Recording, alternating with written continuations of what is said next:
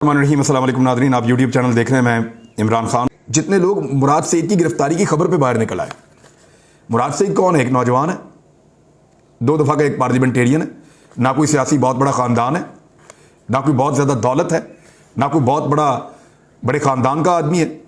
आज supreme court of Pakistan में दोबारा से हेयरिंग होगी उसी मामले की।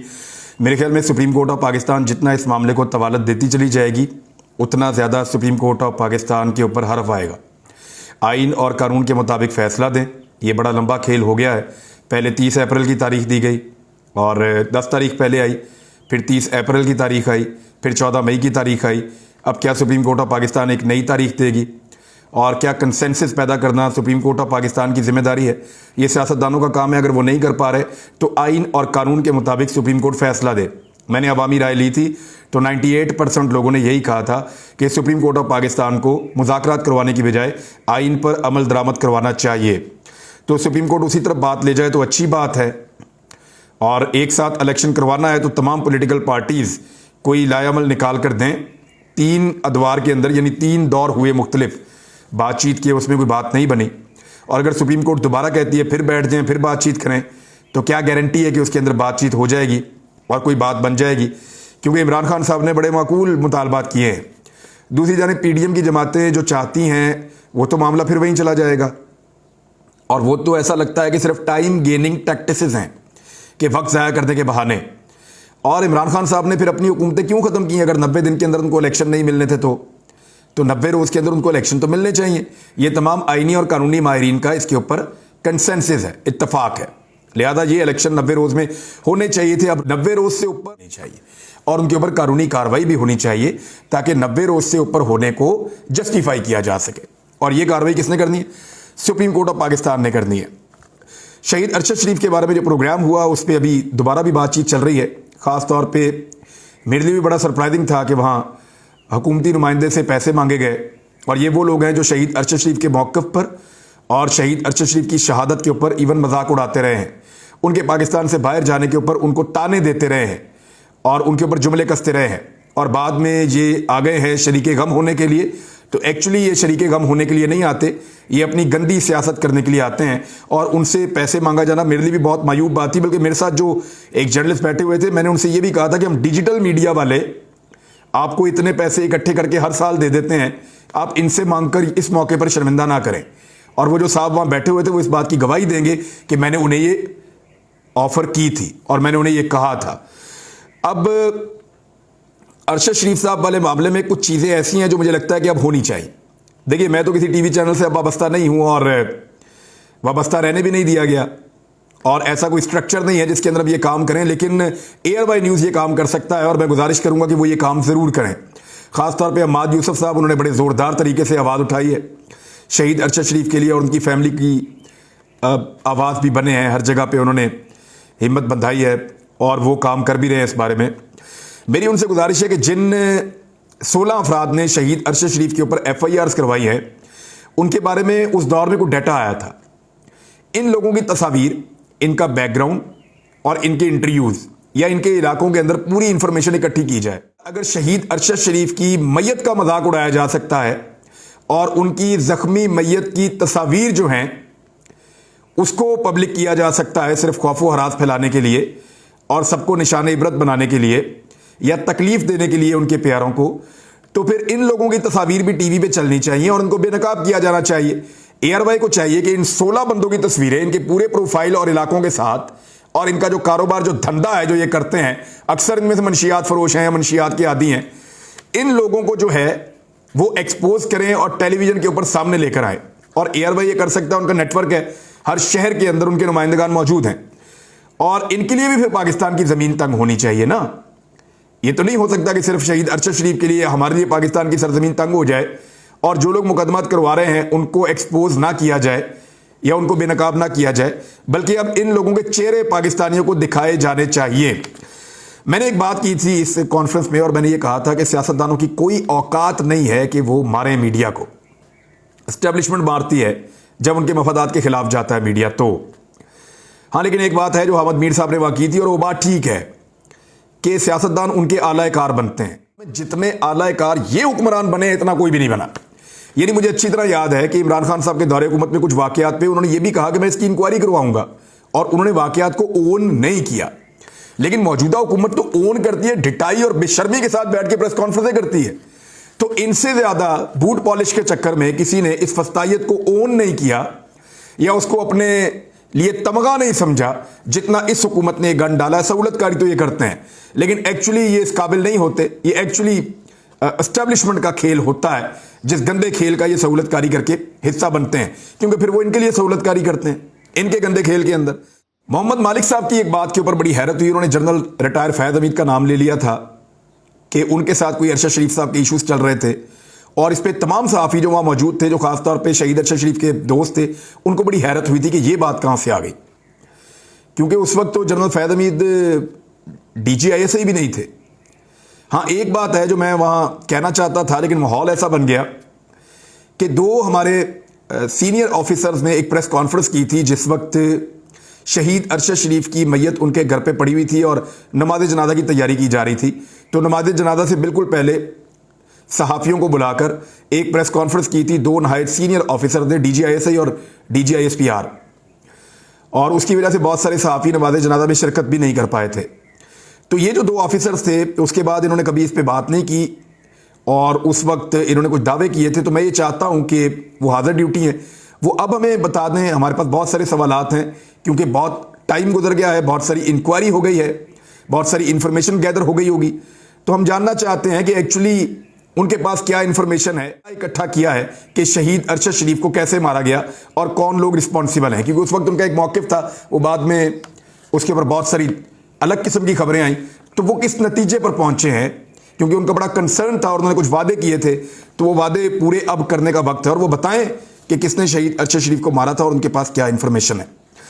दूसरी जानिब पंजाब पुलिस ने अदालती ऑर्डर्स को हवा में उड़ा दिया कल के दिन में, लेकिन उससे पहले जब उन्होंने इमरान खान साहब को बुलाने के मामले में, हालांकि यहाँ पे जो लाहौर हाई कोर्ट है उनका एक 5 रुकनी बेंच का एक हुक्म था जिसको हवा में उन्होंने उड़ाया, लेकिन आप ये देखें कि उससे पहले भी उन्होंने अदालती हुक्म को हवा में उड़ाया और एक छापा मारा परवेज़ इलाही साहब के घर पे, और उसके बाद उनको माफ़ी मांगनी पड़ी। अदालत के बाहर खड़े होकर उसी ऑफिसर ने माफ़ी मांगी। उस रात को भी ये ऑफिसर कह रहा था मीडिया वालों को कि यार हम तो सियासी ड्यूटी कर रहे हैं, सियासी नौयत का छापा था, किसी की ख्वाहिश पूरी कर रहे थे, ताकतवर लोगों के कहने के ऊपर परवेज़ इलाही के घर को निशान इबरत बना रहे थे, और फिर आज माफ़ी मांगने पर मजबूर हुए अदालत के अंदर। तो इस पर माफ़ी अगर अदालत सबको ऐसे देती रहेगी तो ये रोज़ ये करेंगे। मेरे ख्याल में परवेज़ इलाही का अकेले का घर ऐसा नहीं है जहाँ पे बापर्दा खवातीन रहती हैं या चादर और चारदीवारी का तकद्दुस है। बाकी भी बहुत सारे पाकिस्तान में घर हैं जहाँ पे चादर और चारदीवारी का तकद्दुस पामाल हुआ है। क्या वहाँ किसी ने माफ़ी मांगी? या माफ़ी हमेशा ताकतवर के खिलाफ ही मांगी जाएगी गलती करने पर? यानी उन लोगों के लिए कोई कानून नहीं है, उनके घरों के ऊपर भी तो अटैक हुआ है, आम लोगों के घरों के ऊपर, और उस पर माफ़ी कौन मांगेगा? इनको पकड़ के जेल में डालना चाहिए ताकि आइंदा ऐसी हरकतें करने से पहले 10 मरतबा ये ब्यूरोक्रेट और पुलिस वाले और इदारों के लोग सोचें, नहीं करना है। मुराद सईद के लिए जो लोग बाहर निकले, उनको देखने के बाद कुछ चीज़ें तो बहुत क्लियर हो गई। एक तो ये है कि वो सारे नौजवान थे, आप उन तस्वीर को देखें। यानी नवाज शरीफ साहब ने कहा मुझे क्यों निकाला, और बड़ी मेहनत की, सबको फ़ोन किए, उनकी हुकूमत थी, बड़ा जोर लगाया और एक लॉन्ग मार्च तैयार किया। वो कभी भी 1 किलोमीटर तक नहीं हो सका।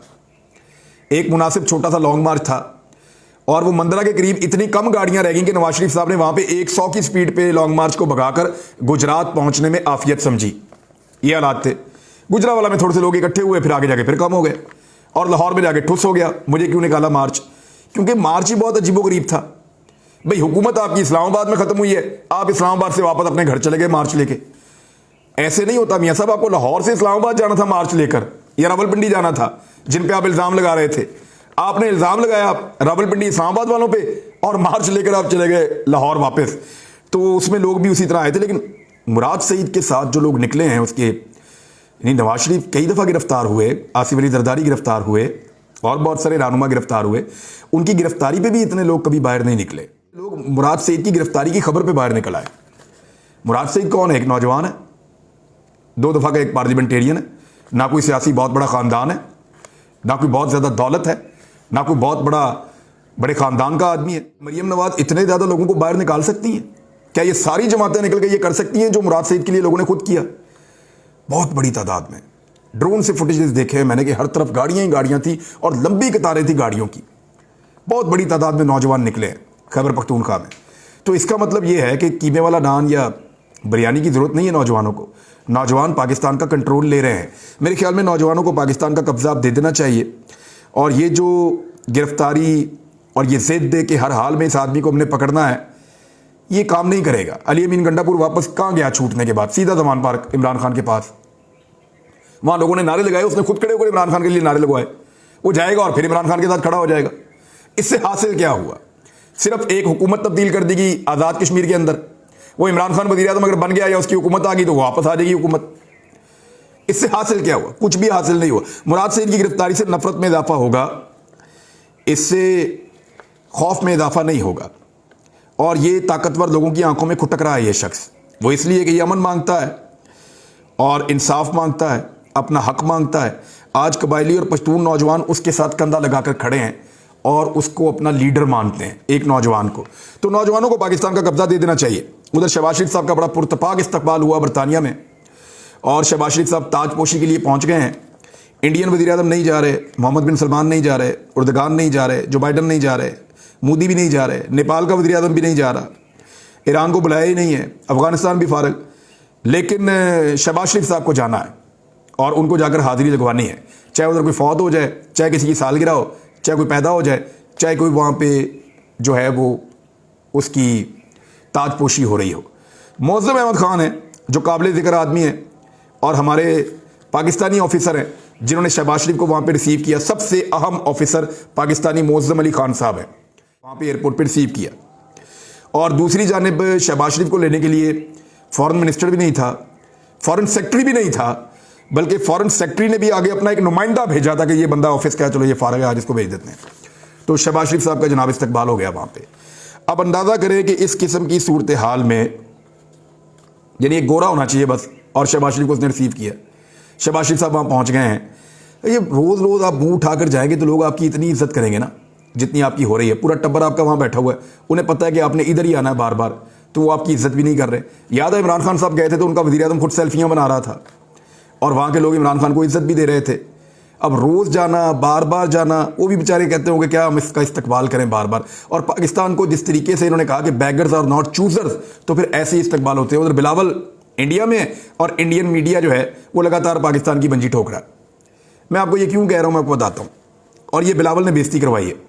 पाकिस्तान की एक स्टेटेड पॉलिसी थी 2014 से लेकर अब तक कि हमने एक तरफा इन ताल्लुकात को आगे नहीं बढ़ाना। और ये पाकिस्तान की एक पॉलिसी थी, ख़ास तौर पे कश्मीर पे जो 2019 में भारत ने किया। उसके बाद पाकिस्तान के वज़ीर आज़म ने और इदारों ने मिलकर पॉलिसी बनाई थी कि अब हम भारत के साथ ताल्लुकात को नॉर्मलाइज तब करेंगे जब वो कश्मीरियों को उनका हक देगा। हक मिला नहीं, ये सरेंडर करके पहुंच गए वहां पे। अब वहां पे बिलावल साहब चले तो गए बाजुआ डॉक्ट्राइन के मुताबिक, लेकिन उनके साथ बहुत सारे सहाफ़ी गए हुए हैं और वो ये साबित करने पर तुले हुए हैं कि ये तारीखी दौरा है।